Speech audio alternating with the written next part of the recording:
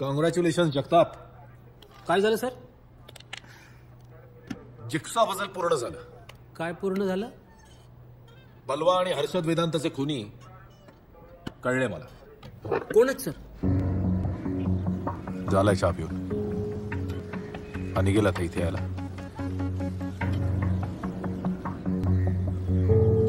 जगताप हा आला की सगळे ग्लासेस हातात घे. हो सर. अरे चहावाला इकडे. काय साहेब, काय आणू? ते एक ग्लास दे.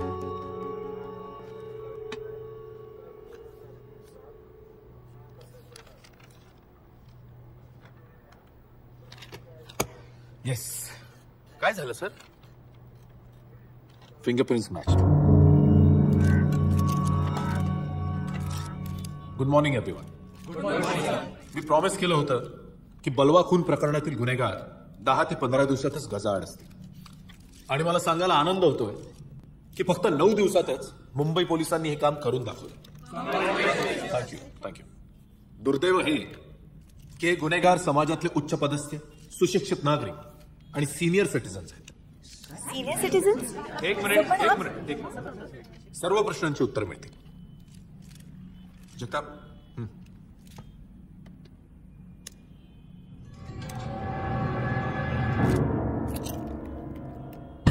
विक्रम राज्याध्यक्ष, रिटायर्ड हायकोर्ट जस्टिस. कुणाच्या ठिकाणी जे निकालपत्र होतं ते याच महाशयांनी लिहिलेलं होतं. So, son, you take charge now. We are proud of you, Dad. Thank you. ठीक है, होम मिनिस्टर. चलो, ग्रैंडसन. आजा, येतो ना तुला सोडायला. येतोस? ये.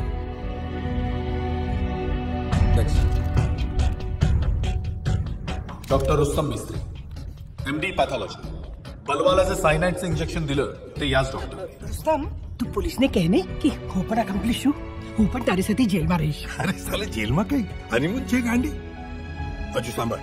I have told Firdos, now you come and stay with mummy. પછી મને ટેન્શન નહીં. પણ रुस्तम, જેલમાં તારી ડ્રિંક નશો. Hey, ખોડાય. How much I love you, darling. મારી Binni. I love you too. Satish Joshi, chartered accountant. Aishwarya Nair या मॉडेलची 2 आठवड्यापूर्वी हत्या झाली. तिचे हे आज. अहो,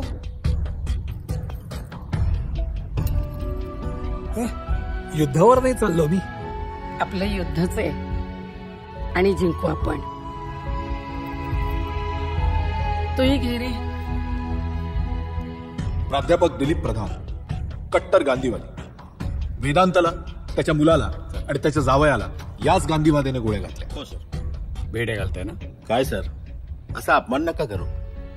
चला 1 मिनिट. सर, कदाचित तिथे मला जमणार नाही म्हणून इथेच करतो. काय? अरे अरे, चला चला.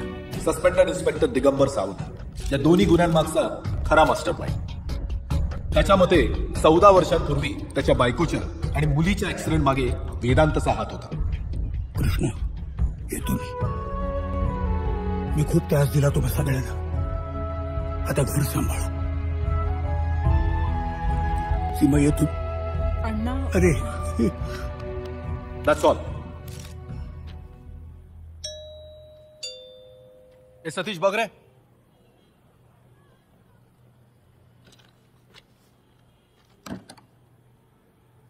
कोण पाहिजे? एसीपी सुमित आहेत का? साहेब कोणतरी भेटायला आलंय. पाठव. या. Good morning. ओळखलं? ऑफकोर्स. Hungry young man. ए पाणी आण रे. हो. या बसा. नाही, मी बसायला नाही आलोय. तुम्हाला कॉंग्रॅच्युलेट करायला आलोय. कशाबद्दल? एवढी मोठी केस तुम्ही इतक्या लवकर सॉल्व्ह केलीत. माझ्या आजोबांना आणि त्यांच्या मित्रांना अटक केलं त्याबद्दल. बोल. एवढंच बोलायला आलं नाही असतो. बोल. बोलतो ना.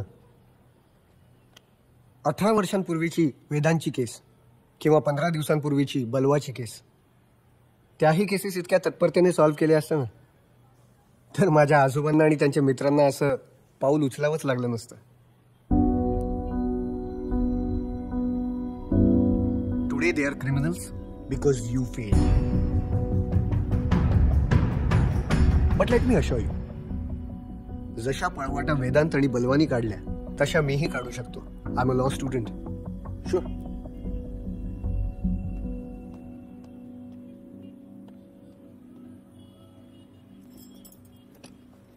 होय टार्झन. Hi dad. काय कसा आहे तू? कूल.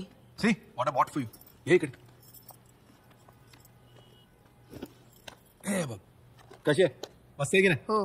हा कोण होता तो? कोण? तो आता गेला तो.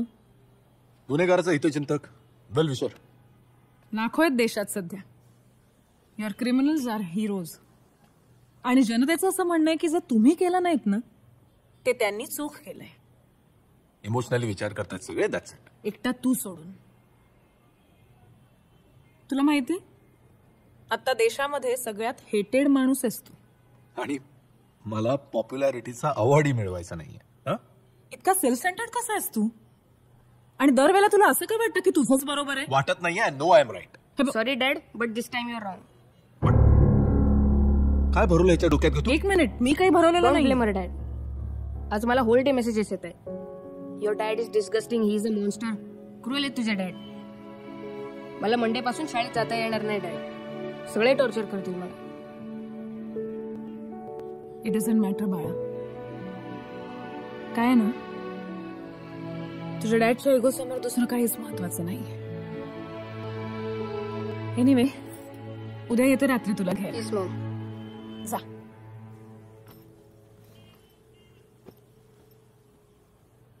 Bye super COP.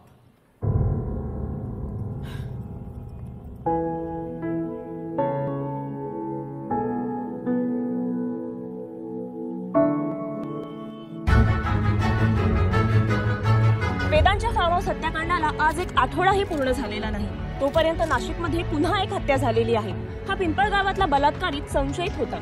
या खुनाची पद्धत मोडस ऑपरेंडी ही आधीच्या 3ही खुनांशी तंतोतंत मिळती जुळती आहे. नाशिकमधल्या खून प्रकरणाने पोलिसांसमोर आता तपासाचं दुहेरी आव्हान उभं केलेलं आहे. कारण नाशिकमधलं हे खून प्रकरण साधं सुद्धा नाहीये. अगदी अशाच प्रकारे यापूर्वी बलवा सेठ यांची ही हत्या करण्यात आलेली होती. नागरिकांमध्ये मात्र संतापाची लाट उसळली, कारण पोलिसांनी आपला अपयश झाकण्यासाठी निष्पाप आणि दुर्बळ वयस्कर नागरिकांना अटक केल्याचं बोललं जात आहे. प्रश्न हा आहे की पोलिसांनी स्वतःची पाठ थोपटून घेत ते 5 आरोपी ताब्यात घेतलेले आहेत. बलवा सेठ या खून प्रकरणामध्ये ते आरोपी तुरुंगात असताना इथे नाशिकमध्ये तशाच प्रकारे तीच मोडस ऑपरेंडी वापरून कसा काय मर्डर झाला, हा मर्डर कोणी केला, तेव्हा या 5ही आरोपींना, या ज्येष्ठ नागरिकांना, काय एसीपी साहेब नागरिकांना जेव्हा अंदाज चुकला तुमचा. तेव्हाच हा प्रश्न विचारला जातो. चुकीच्या माणसांना अटक करून अपयश लपवायला गेलात? नाही.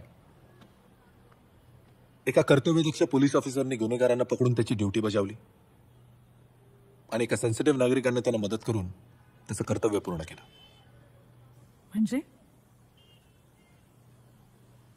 म्हणजे काय नाही, मी ना थोडा बदलायचा विचार करतोय.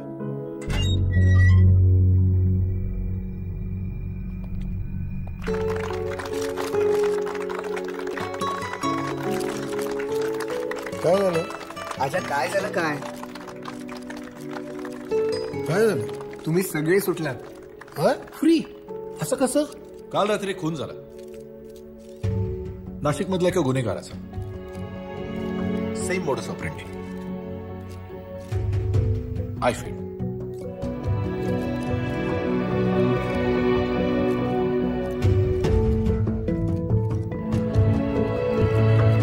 आमची सुटका झाली, अगदी निर्दोष सुटका झाली.